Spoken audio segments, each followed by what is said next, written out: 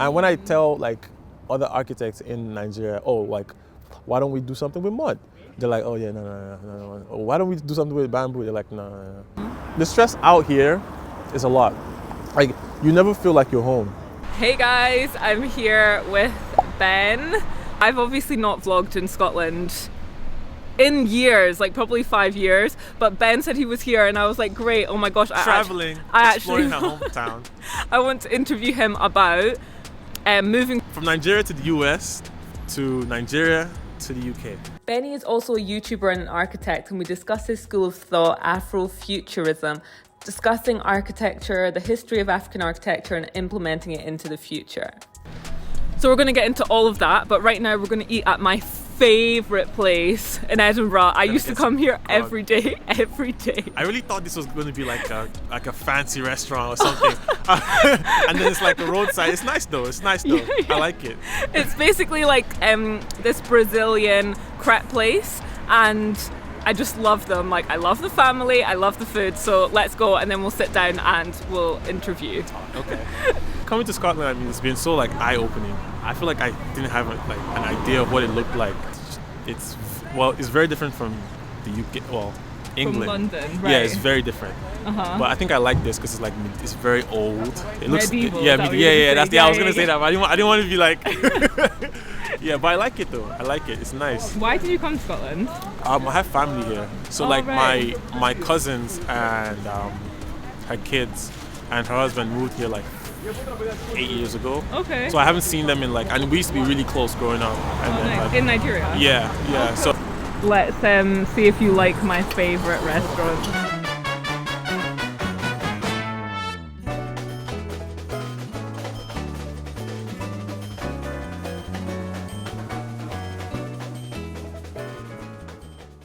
So you basically chased sort of American dream. Yes, right? I did. It was everything I wanted because the thing is like, growing up young, I grew up playing like sports and obviously traveling to America a lot. I used to go out to the parks, play with people. So I knew I wanted to obviously live in America. I knew, and then like obviously basketball was so much like, it was like a big part of my life.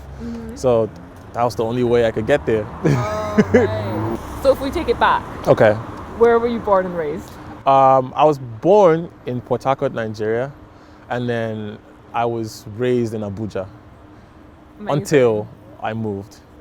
So I actually watched a couple of videos about where you were born. Okay. And wait, Port Harcourt? Yeah. Oh my God, yeah. And did it say like the most dangerous? Oh yeah, place in Nigeria? yeah. Is it? That's part of the reason why like it's I quick story, like where like a kid was kidnapped right in front of my gate during the time. Yeah, I know.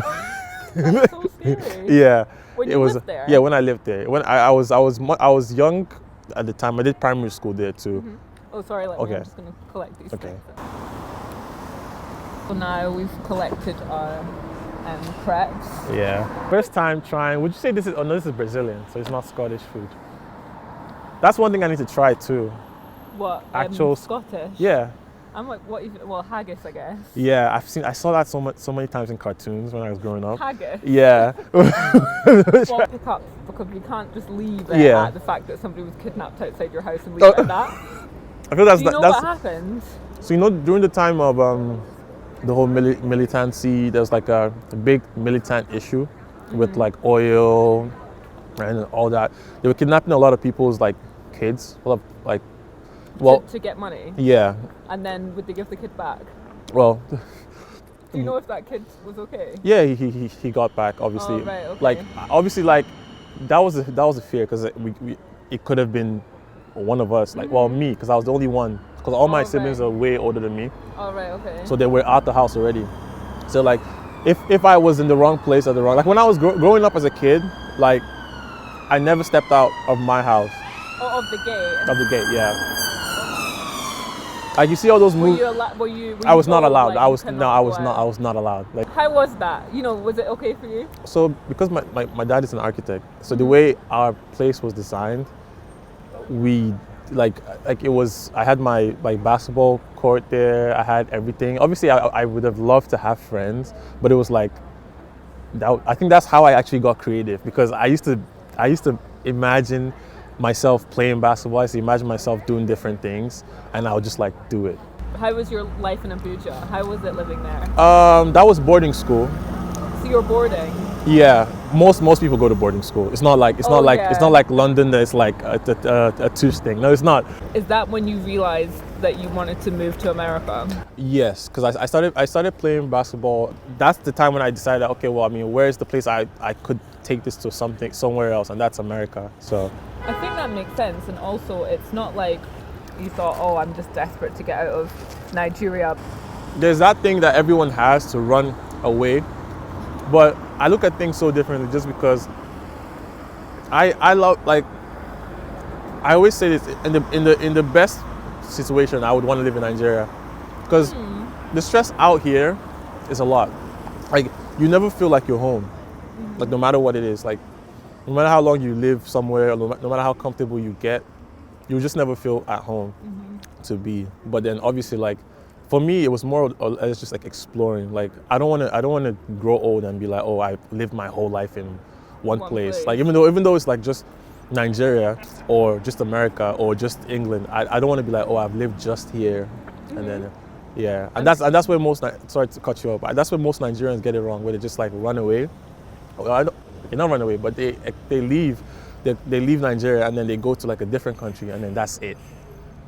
They just stay, and it's like, is that all your life is gonna be about? Just like chasing to not be Nigerian anymore, or not be African anymore?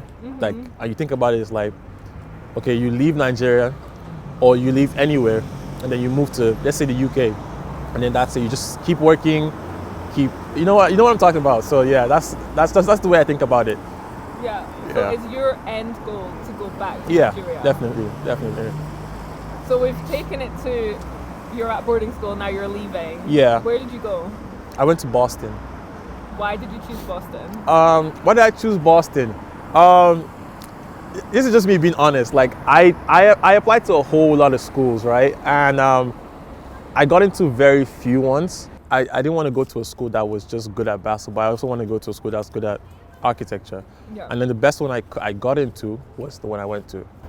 So you went with that? Yeah. How was that transition from moving from Nigeria to Boston? The transition moving from Nigeria to Boston was different, for sure. So like, before I left, my idea of going to America was going to be like, obviously I had an uncle there. I thought I had an uncle there. And then like, I was going to stay with him, obviously be able to go to school, play basketball, do my school. And then going there was a whole different turn, because after like my first semester, I got kicked out of my your uncle's house. Uncle. Oh, is he not really your uncle? He is, but like, is it your actual uncle? I just don't claim him anymore. My auntie's husband. Yeah. So why did you get kicked out? I can say that's probably one of the downest times I've ever been. He just kicked me out, like, just cause. But had you done anything? No. Oh. Yeah. That's so sad. So like, I feel like that. So you were just what? Well, you just have to find somewhere to live. I had a very good friend, so like I got to stay with him, and I feel like that's around the time when I started to like get into like taking pictures, and just like, because at the time I felt like I didn't have any family, so I was like, I started to just create, and like, yeah. So, but yeah, I got kicked out. It sounds funny now, but like at the time, obviously, it was like, where do I go? Like, I came to one of the reasons why my parents let me come to that city was because, you have someone there to look after you. And I feel like that's actually something that happens a lot with like families, like this whole thing of moving to a different country. They go somewhere where there's somebody. Like, the thing is, like, people change a lot when they moved out to like different countries. Like, and I've noticed this before, because it's not just me that's happened to. Like, I noticed it, a lot of my friends have said that too.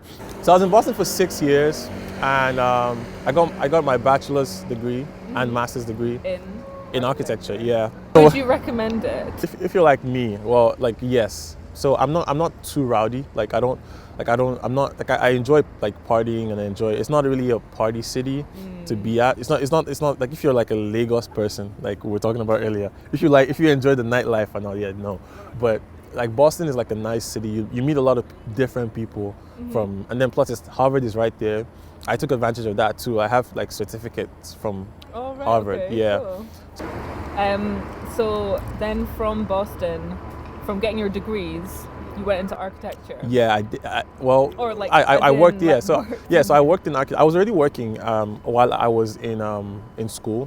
While I was working, working in school is different from working in real life. Because at the time when I was in school, obviously I was still like under my parents' care and everything. But then once I was actually working architecture and seeing how by the way, if you're doing architecture, you really have to love it, because like if not, you're not really gonna I don't know, you're not gonna make a lot of money.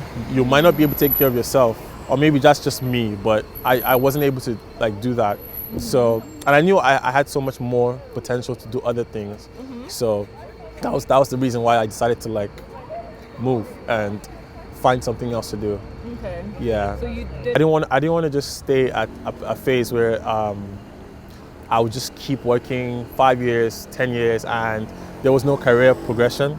So I started to look at like the option of like two options. I was going to move back home to like live and work with my dad full time, but then I got the opportunity to come get my master's degree, another master's degree in business, and which is like, I was like, it's a good thing on the resume. Anyone that hears like, oh, you have an MBA, even though it's not like, even though you don't know what you're doing, people look at you and think that you know what you're doing.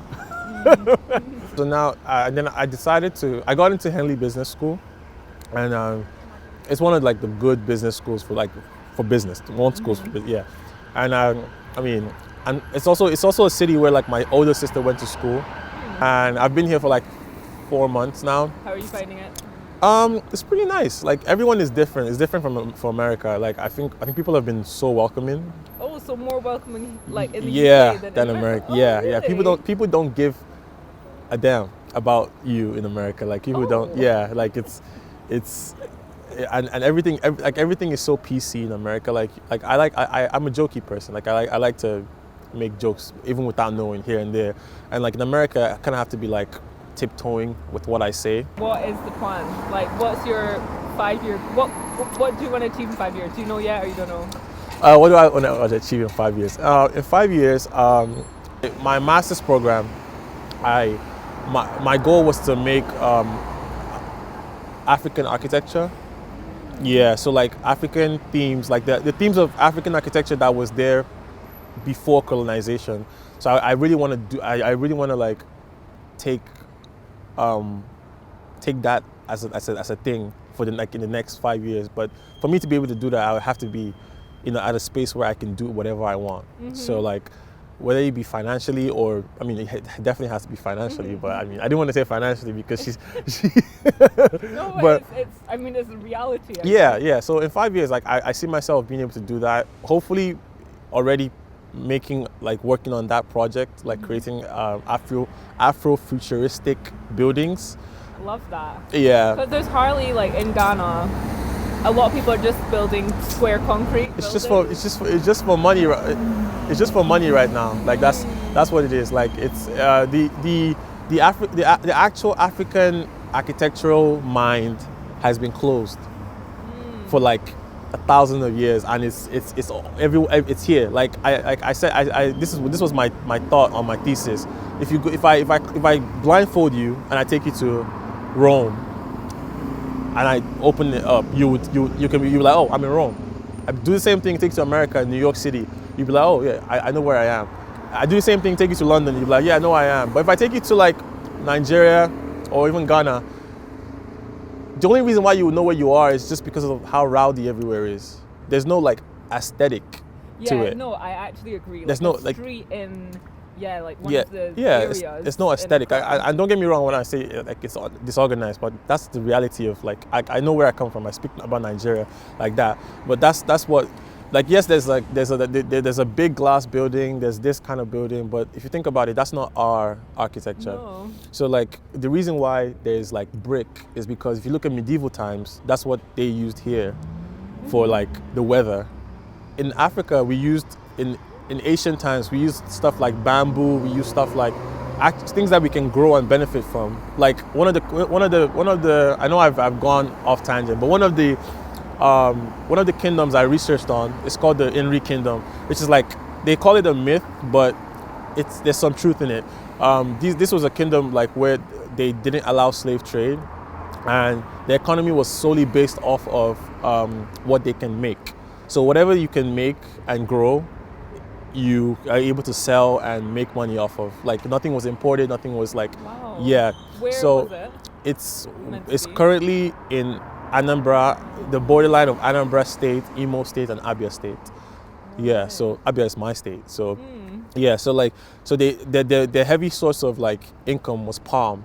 So palm, like the palm trees, and we have a lot of palm in Africa. Like the palm trees can be used for the bark of the palm trees can be used for building structures. And like if you look, like there are pictures where you see that they even did like double floor structures, triple floors, and they do stuff like that in Bali with bamboo.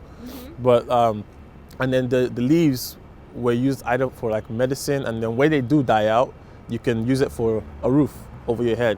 And then it can get more economical because the palm, the fruit from the palm tree, the palm, you can eat the fruit, and then when you squeeze the fruit, it produces oil, which you can cook with, and you can sell, and it can also be used for gas. And when everything is said and done, the whole thing can be burnt and used for gas too as well. So there's a whole like thought process that could be like generated from like focusing on what we have rather than thinking of, oh, let's bring this thing from outside or let's there. So that's what Afrofuturism is about. Like the thing was, I'm just gonna explain it instead of the actual statement.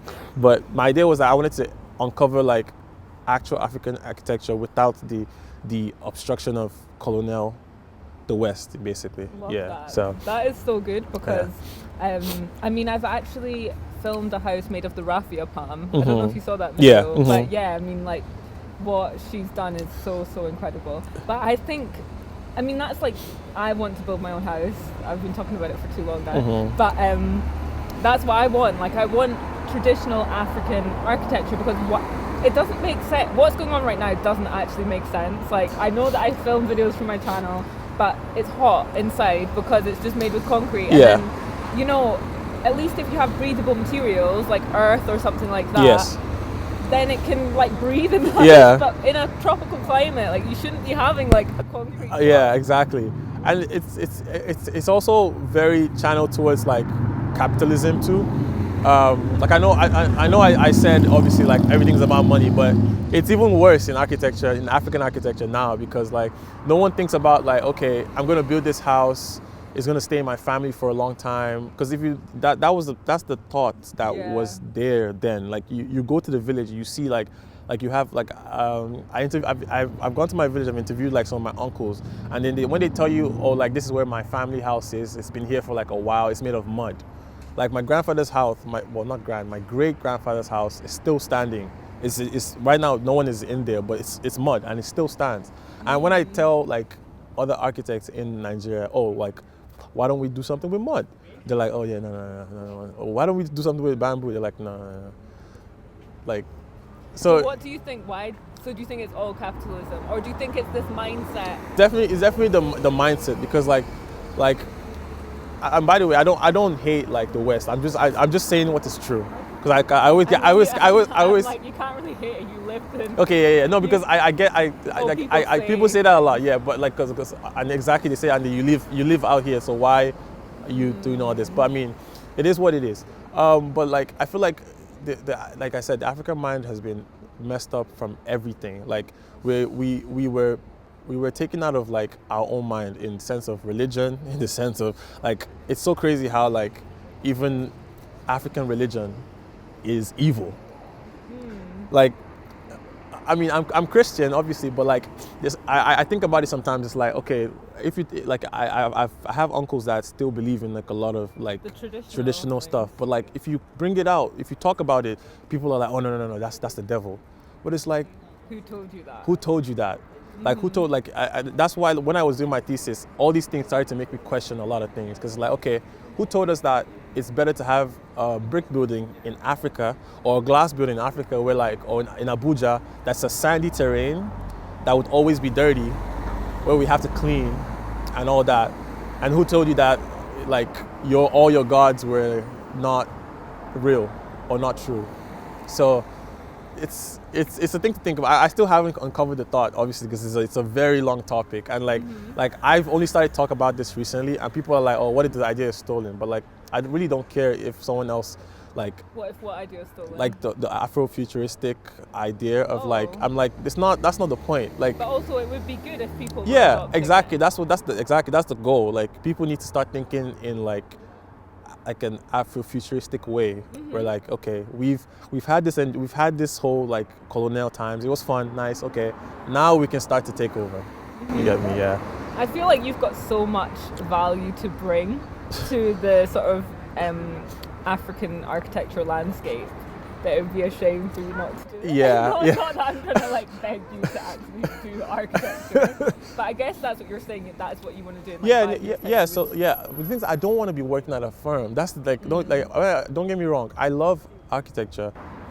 Eventually, like 5 years, I want to be able to like make my own thing. Like just, but not under someone else's thing. And also like, if I was working at a place, I feel like that whole thought process would be. Oh, like it would be. It would be erased by doing that.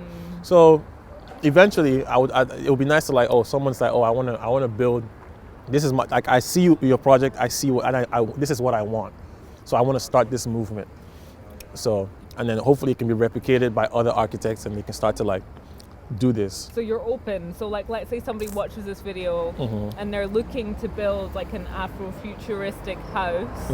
Would you be open to designing it? Hell yeah, yeah. Oh, amazing. Yeah, obviously, like it's patience, because it's a new, like I'll say it will come with patience, because it's a new line of thought, and the person has to really be accepting of what's gonna come with it, like the thought process. I'll put your details then for people to contact you to see what you do, like architecture wise, and also your YouTube channel. People want to come over and like check out your stuff. I actually love your channel so much. Thanks.